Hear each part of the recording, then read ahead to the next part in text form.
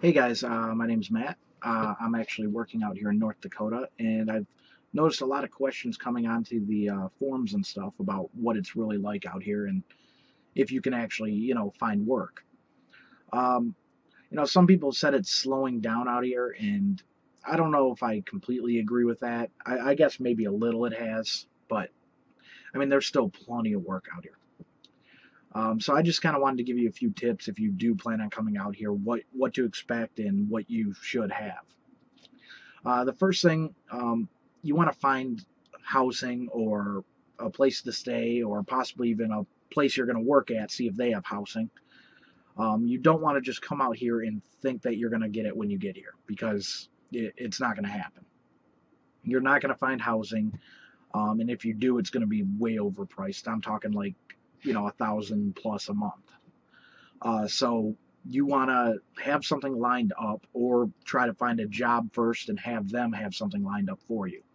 You can also bring out like a camper or something like that. And same thing, even if you're bringing out a camper, you need to find a place to park it before you even come out here.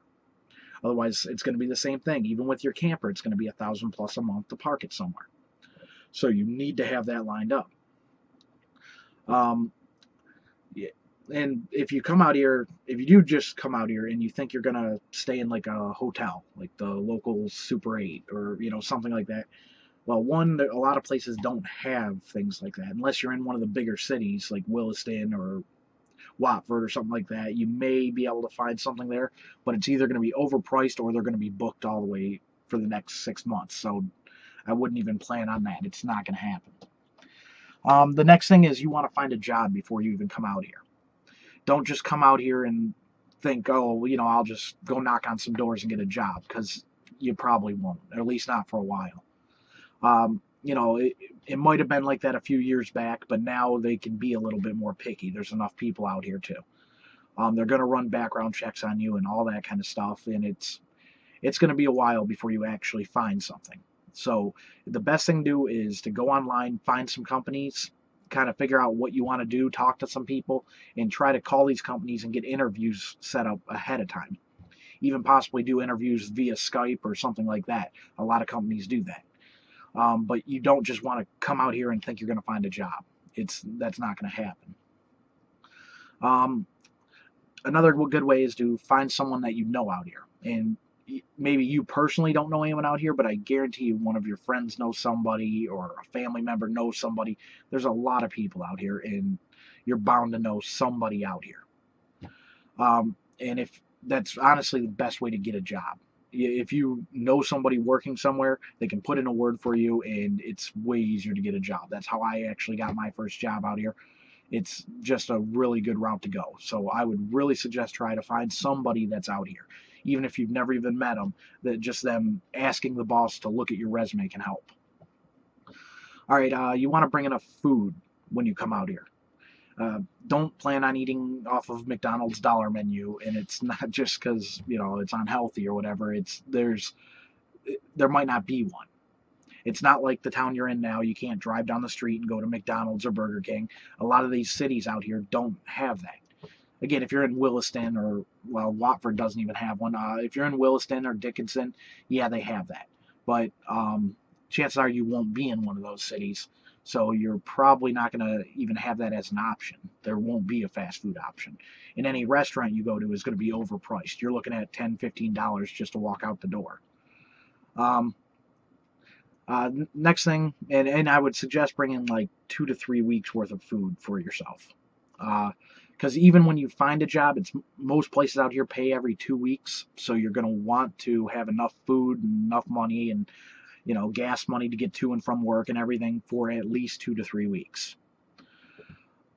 Next thing, if you're a drug addict, just stay home. Don't even come out here. Everywhere drug tests, they do random drug tests, and even the guys you're working with will turn you in because, I mean, jobs out here are dangerous enough, so are the roads. We don't need you out here. So just stay home if that's your thing.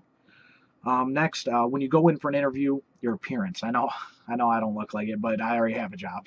But when you go in, be clean shaved, wear some decent clothes. I know people say, dress the part, but that's not necessarily true out here. You want to, look like a good person. So just try to be good. Try to cover up the tattoos if you can. Be clean. Be showered up. Everything like that. It'll definitely get you a lot farther. Um, Next thing is, don't bring your wife out here. Don't bring your kids, your pets, your girlfriend. Leave them at home. At least until you're settled up and you got things figured out here. They're just going to be an extra hassle. There's nothing for them to do out here. You're going to most likely be in like a man camp with a lot of people, so you don't want them there. It's not like they can run to the local movie theater and go watch a movie. I mean, there might not be one. There's literally nothing to do out here. So the best thing is just to leave them at home, at least till you're settled. But I would really suggest just leave them home completely.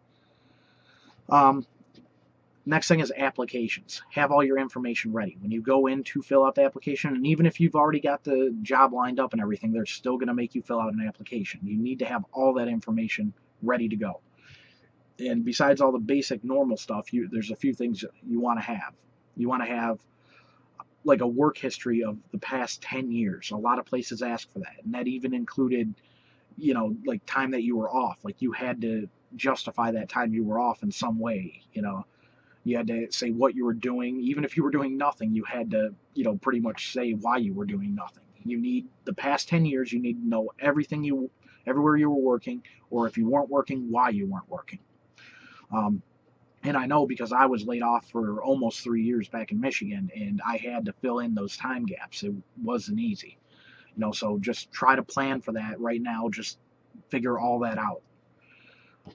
Next, have obviously your CDLA, which, well, if you're not going for a truck driving job, you still want to have a CDL. Because even like as a roustabout, a lot of the trucks they drive are F550s or 650s or things like that. And once they hook like a gooseneck trailer to it, it requires a CDL to haul it. So just having a CDL really puts you higher up on that list. Have your DOT medical card. If you don't know what that is, just go to your local doctor or any type of place like that. They'll know exactly what it is. It's a basic physical. It's no big deal. If you're even in decent shape, you'll be able to pass it. Eye test, hearing test, turn and cough, normal stuff. Next, military. If you were military, have all that information ready to write down. It makes you look really good. They really like hiring military guys out here. I personally didn't have that, but I know for a fact that they really do like that out here. It actually means something. So have all that information ready.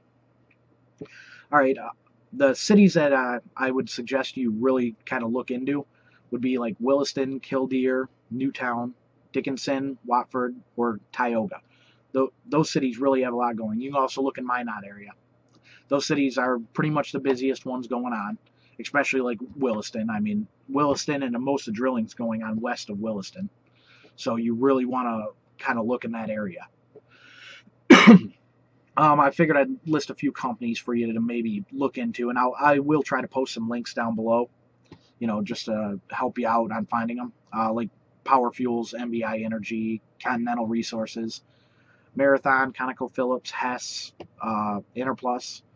If you're going for non-truck driving jobs, there's companies like KSI, Mitchell's, Berry Brothers. Those guys all do like roustabouting stuff. It's really good. I wouldn't say good work. I actually did roustabouting when I came out here for the first 3 months I was out here. I wouldn't really say I'd recommend it to anyone. It's a lot of hard work. It's carrying pipe wrenches, big pipe wrenches around, sledgehammers, carrying pipe around, hooking it all together. It's a very laborsome job. If you're into that, then you'd probably like it. I mean, personally, I'm 30 years old. I don't really want to do that kind of work anymore. So I ended up finding a truck driving job, hauling like fly ash and cement, lime, all dry products out of pneumatic trailers. And I'm actually loving it quite a bit. There's also a couple sites that you can find this information on.